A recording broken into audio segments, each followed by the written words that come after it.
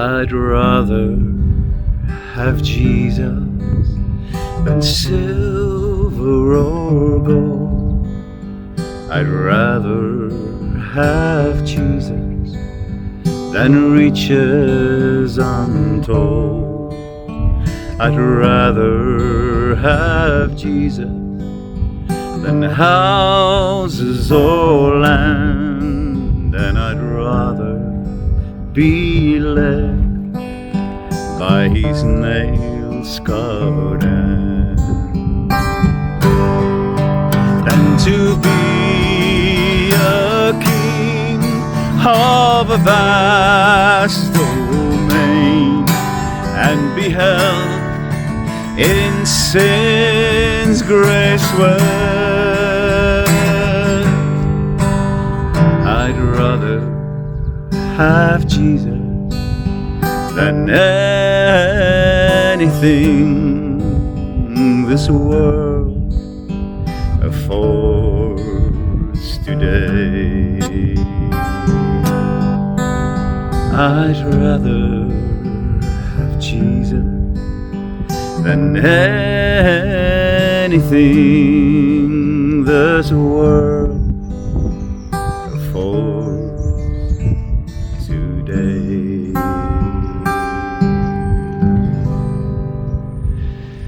Goeiemôre en welkom by ons reis deur die boek van Matteus, waar ek en jy vanoggend weer lees vanuit hoofstuk 17 vanoggend.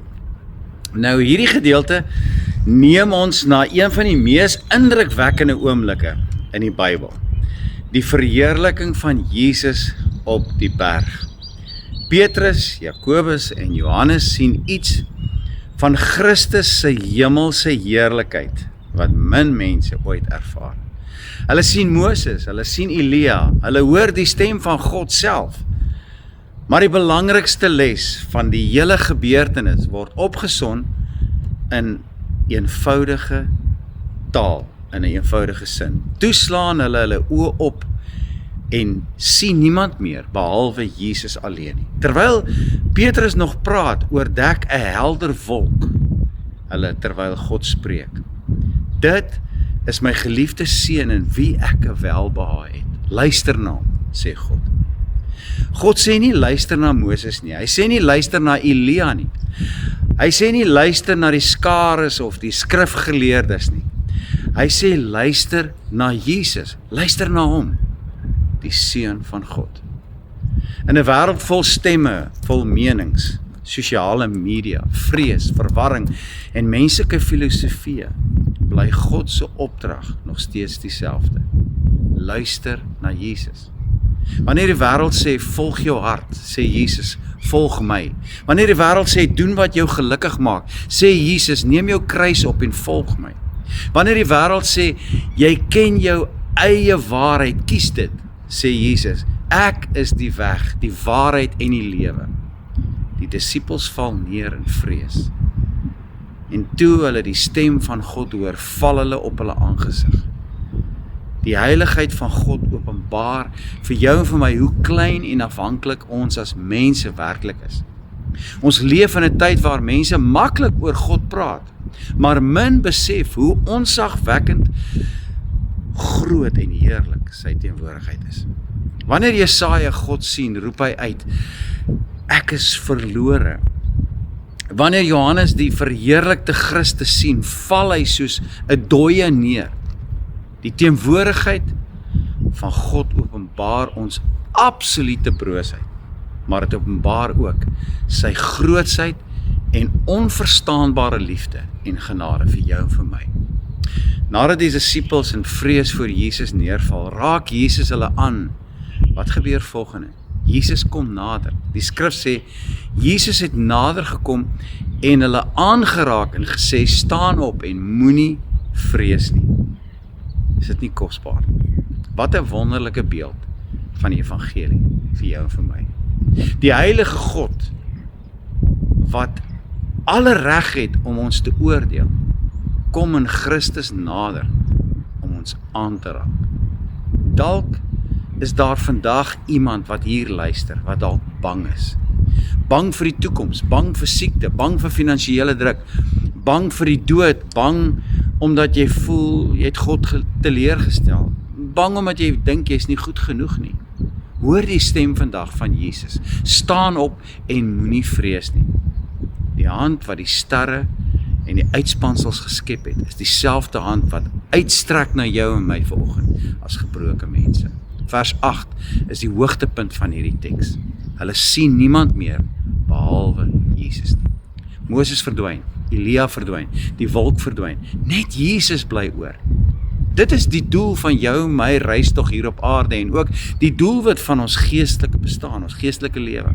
Om soos Paulus by 'n plek te arriveer waar niks meer belangriker is as Jesus nie. Paulus sê in 1 Korintiërs 2 vers 2 sê hy, ek het my voorgenem om met julle oor niks anders te praat nie as oor Jesus en as die Christus en wel oor hom as die gekruisigde. Filippense 3 vers 7 en 8 sê, maar wat eers vir my 'n bate was, sê Paulus, beskou ek nou as waardeloos terwille van Christus. Ja, nog meer.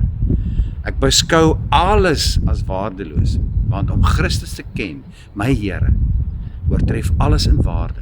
Terwille van hom het ek alles prys gegee en beskou ek alles as verwerplik, sodat ek Christus as enigste bate kan verkry.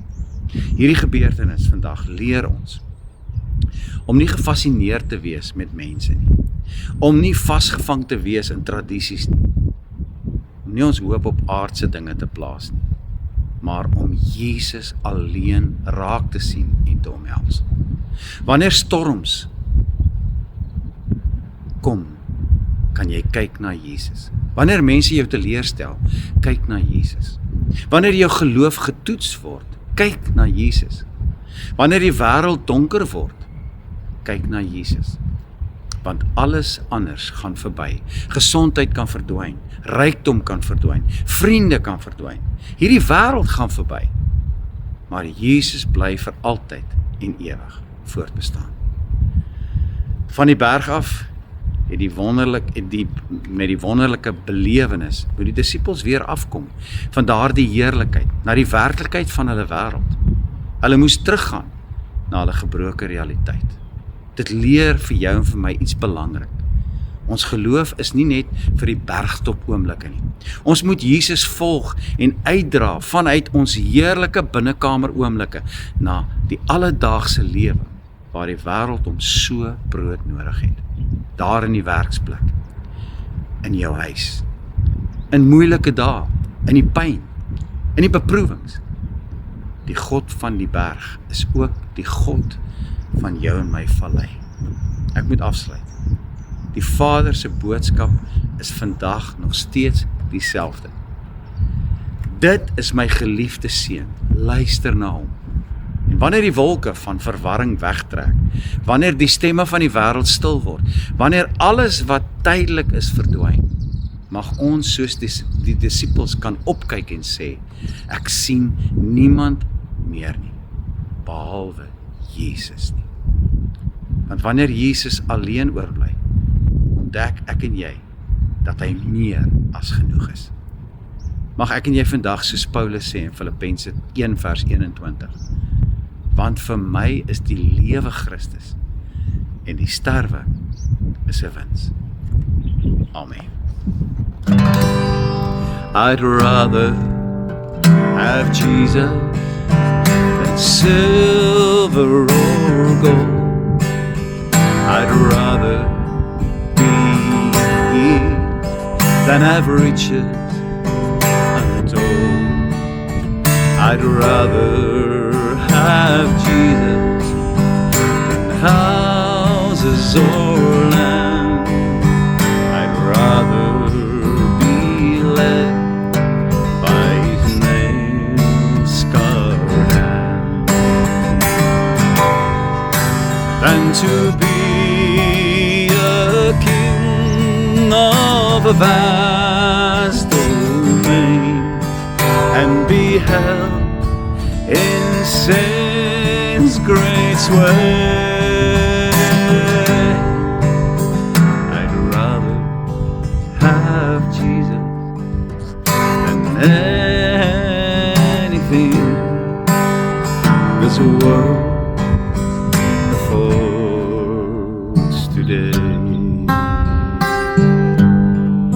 Yes, I'd rather have Jesus than anything this world affords today.